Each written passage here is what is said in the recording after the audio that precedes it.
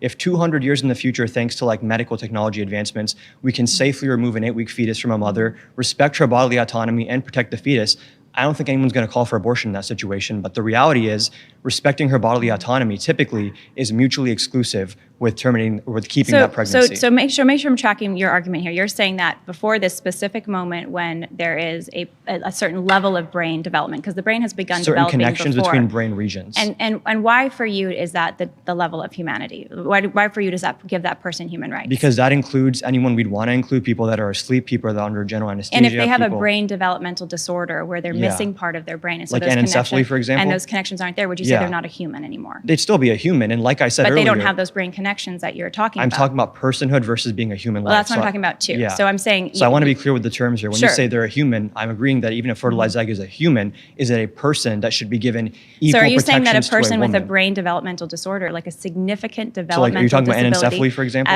As an example, that they would not be a person as I in your said, view? It's okay to kill that person? Well, no, that's not what I'm saying. Then what are you saying? As I said earlier, when there's a potential life, a partial life, you still give it some value. You have to take reasonable steps to protect it. If someone's born, what steps would you give it to protect if someone's born with anencephaly, there's no conflict there between the bodily autonomy of a woman and the person with anencephaly. The reason you do an abortion is not like, oh, I want to kill this fetus for fun.